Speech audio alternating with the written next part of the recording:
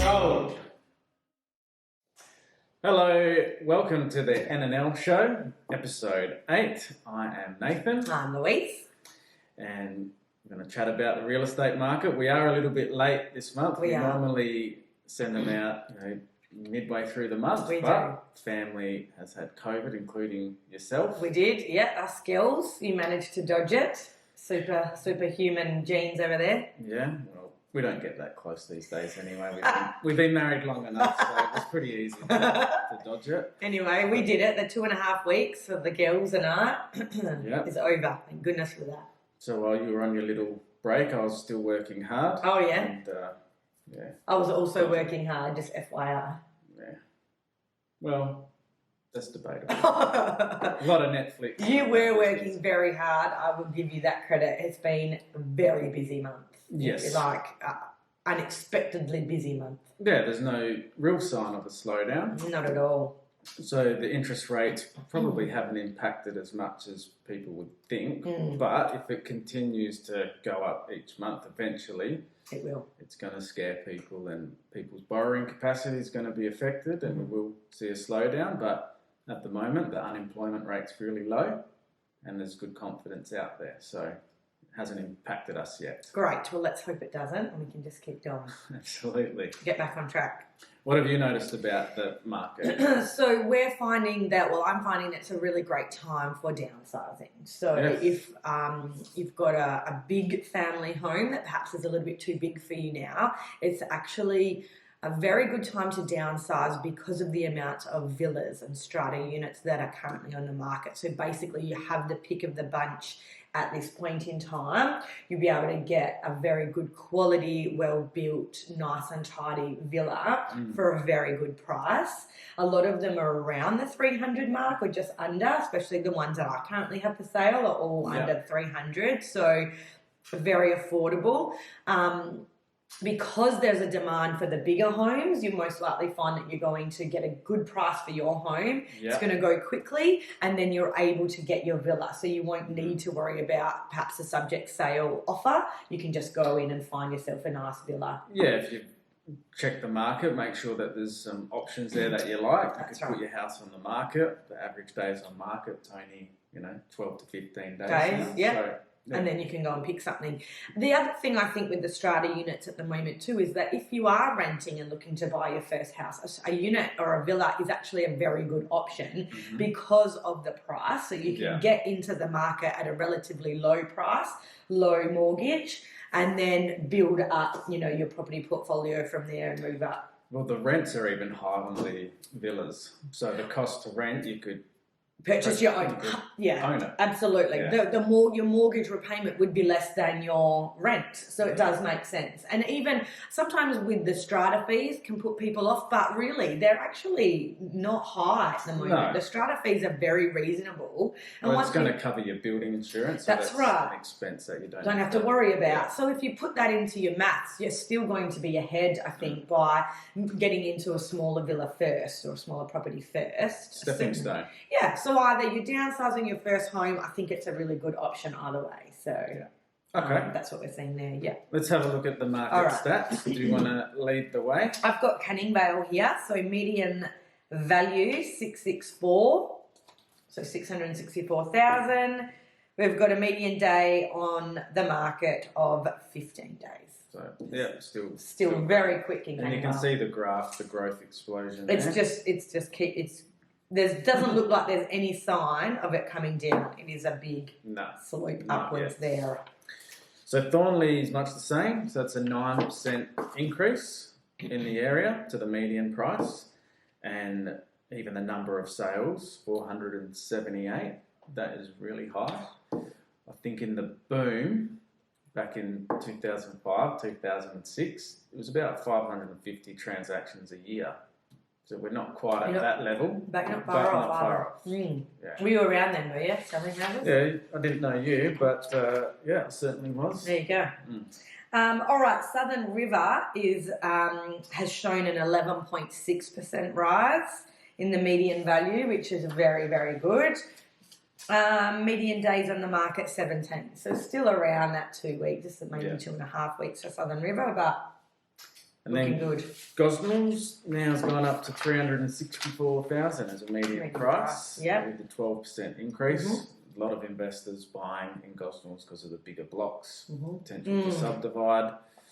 There's probably been a slight decline in the amount of eastern state buyers inquiring on homes. Maybe the interest rates over there, they may put a dampener on them looking elsewhere. Mm-hmm. But yeah, all in all, still positive market for Gosnells. Excellent. That's good. So we'll have a quick look at some of the listings that we've got on the market. 85 Bradstocks Grove, Southern River. Beautiful home. Lovely 3x2. It doesn't have the 4th bedroom, but it's a big layout. So it's close to 200 square metres of house anyway. Beautiful for entertaining. Yeah. The inside outside is... You've got these big doors that open up to the alfresco area. You've got a little pool there as well. So beautiful home price from $670. Lovely. Yes. Very lovely. We've also got 225 Wharton Road, Thornlie, that we're both listed. That one. And this house is immaculate. It is. It's the only way to describe it, really. It is immaculate. It is in pristine condition. There is not one... You could probably eat off the floor. It's like not one dot of dust or anything. It's phenomenal. It's got every addition that you could think of. We've got ducted heat, we've got solar panels, we've got roller shutters on the windows, we've got cameras, the alarm, we've got ball, we've got retic, we've got everything. The works. Cafe blinds. It is just ready to go. You can move in there and literally not have to do one thing. So that was an ex-display home, and it's had one owner since then. That one's priced from $589. Yes, so that's a great one. All right. I thought we'd just talk about agents using offer to purchase forms. They're not writing a full offer. If someone's interested, they might get them to fill out a sheet which has the price they're willing to offer, their finance details, that sort of thing. But it's a bit of a shortcut for an agent to do that. They should really be writing the full contract and presenting it to the seller. Because as a buyer, you really want to know the conditions associated with the contract, if there's any disclosures before you're making your offer. Of course. Price. Yeah. I think it's best practice to be doing that, and it's almost cutting your seller and the buyer short by not doing it properly because, again, the buyers aren't getting all the information that they need, and perhaps the sellers aren't given the option to, choose which contract they're going to go with all the information as well. Yeah, nothing's binding until it's all signed. That's right. That's right. It's not as meaningful to just write your figure down on a paper, then you get told, yours has been successful, let's now write the contract. So I think agents are trying to take shortcuts there. And perhaps that's from inexperience or that they're busy? It's busyness. You might have 80 people through a really hot property, and then to go and write offers is obviously going to be time consuming, but to be a professional person, you should really be doing it properly. If you've got to write 10 contracts, you write 10 contracts. I mean, that's how it's been done all these years, so there is certainly value in the way. And I think DocuSign is probably changing the way agents are going about it as well, the electronic format. So they're basically just getting the information and then choosing the best offer and then only writing the one. Yeah. But I think as an owner, you want to know all the offers, all the conditions, and it makes it a lot more serious. Yeah, definitely. Wouldn't you agree? Absolutely. There's no question. Yeah. I mean, I've seen you come home on a Sunday afternoon and write 4 or 5 contracts, every weekend or whatever it happens to be. So for me, that's the only way I know because that's what I've seen you do for the last 15 years, whatever it is. So, yeah. I can't imagine doing it any other way. No, there's no shortcuts to doing things properly, and I think that you need to be fair to all parties. Yeah, and it should be written on the contract that multiple offers are being presented and that they may not get an opportunity to increase their offer. Because I've come across buyers who have done this before, put an offer in to purchase form, all of a sudden they don't get the house and they don't even know what happened. Yes, right. Or they've seen on realestate.com that house is under offer, but they haven't even been told that their offer wasn't accepted. And we had that with some friends of ours.